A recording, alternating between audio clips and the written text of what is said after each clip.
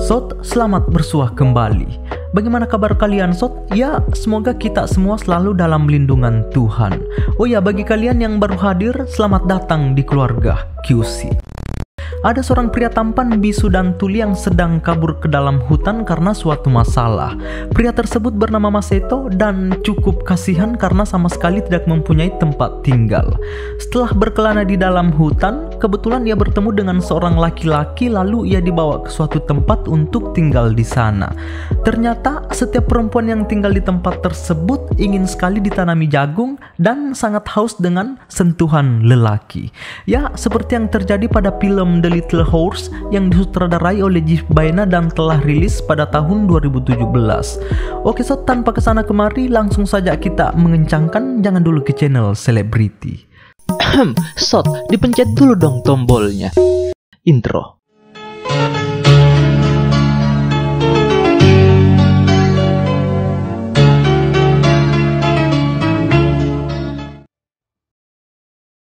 Di awal shot kita akan melihat sebuah tempat yang sangat menyejukkan hati.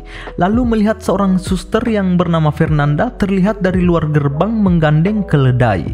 Tak lama seorang suster lainnya yang bernama Ginevra datang lalu bertanya kepada Fernanda, "Hei, kamu dari mana saja? Padahal doa pagi baru saja selesai dilaksanakan." Fernanda pun beralasan jika semalam ia keluar mencari keledai yang hilang dan baru menemukannya di pagi hari. Tak lama setelahnya shot datang seorang tukang kebun yang bernama Cuplis. Dengan pedenya ia langsung menggombal kedua suster tersebut dengan mengatakan, "Hai Nona." Tetapi Ginevra dan Fernanda malah jengkel melihatnya.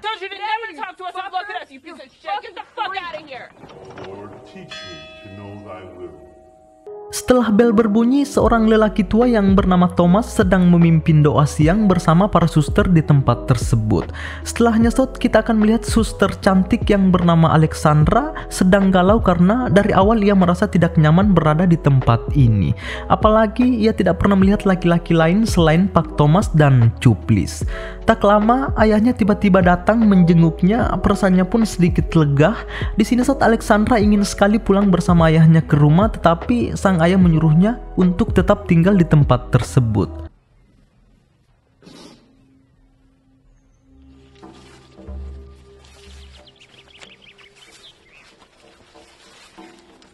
Pada saat mereka bertiga sedang jalan-jalan di taman, sementara Cuplis yang sedang mencangkul lagi-lagi memberi mereka senyum tipis, tetapi ia malah dihajar karena kepedean.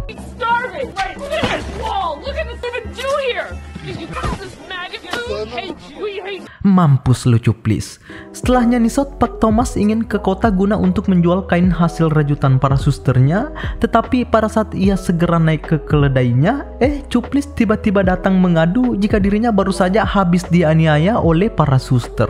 Cuplis juga memberitahu Pak Thomas jika dirinya sudah tak tahan dengan perlakuan mereka dan memutuskan untuk meninggalkan tempat tersebut, ya karena sudah terlanjur sakit hati. Wait 2 days. I like to think we've had a nice life. Di tempat lain shot kita akan melihat sebuah kerajaan yang dipimpin oleh Johnson sedangkan sang ratu bernama Sojats. Mereka mempunyai pelayan yang tampan bernama Maseto. Nah, pada saat malam tiba, sang ratu malah berselingkuh dengan Maseto. Tetapi pada saat Maseto ingin menancapkan jagungnya, tiba-tiba Johnson datang. Maseto pun langsung kabur yang membuat jagungnya terpental-pental seketika.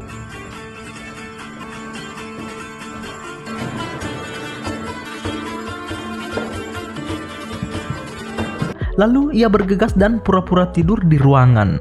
Nah, pada saat Johnson datang, ia langsung memegang satu persatu dada mereka karena situasi sangat gelap. Jadi siapa yang berdenyut kencang maka itu pelakunya.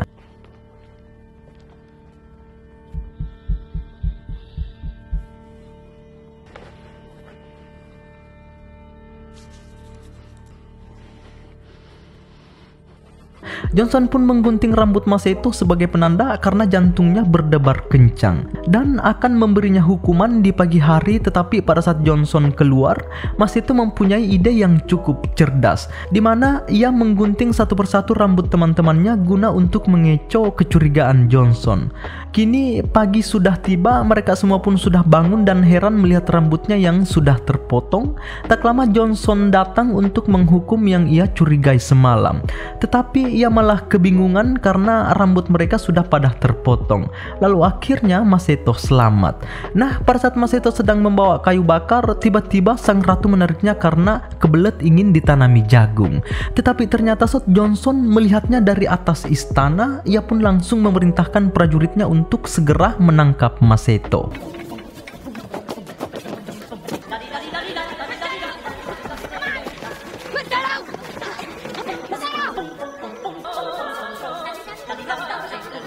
Untung saja Maseto berhasil selamat dan lari masuk ke hutan.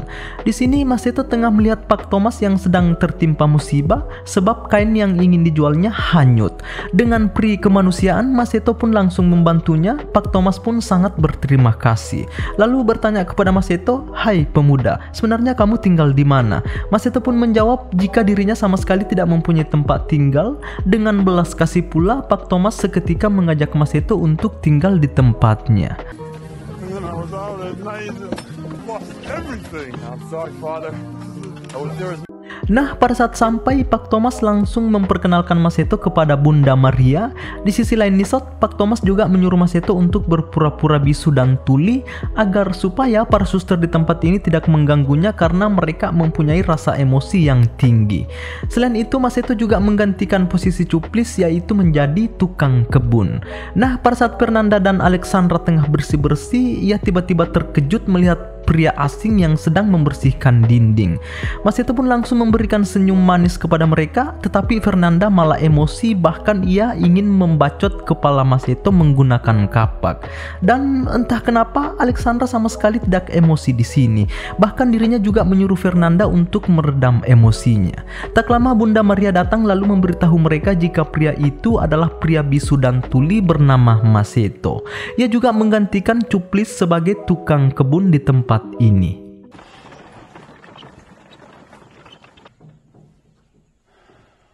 Nah, pada saat Maseto selesai menyelesaikan pekerjaannya, ia pun mengistirahatkan tubuhnya yang sedang lelah. Tak lama Fernanda datang entah dengan tujuan apa.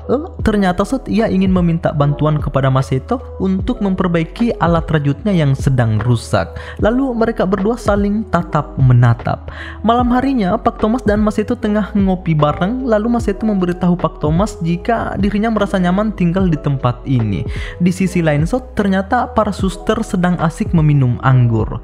Setelah efeknya mulai beraksi, teman Fernanda bernama Sojats yang baru datang dari luar kota bertanya kepada mereka, "Hei, apakah kalian sudah merasakan sentuhan hangat dari seorang lelaki?" Secara spontan mereka semua menjawab, "Tidak sama sekali." Sojats pun memberitahunya, betapa syahdunya jika kamu merasakan sentuhan itu." Keesokan harinya saat Maseto tengah mencangkul, Alexandra pun menghampirinya dan langsung membersihkan keringatnya menggunakan kain.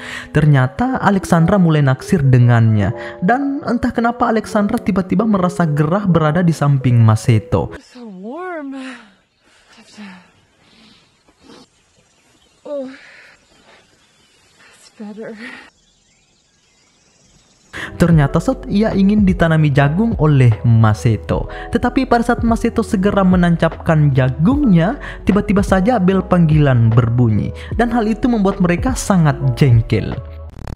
Di episode selanjutnya bakalan banyak adegan menanam jagung dan kita akan ungkap rahasia Fernanda sebenarnya. Selamat bersua kembali.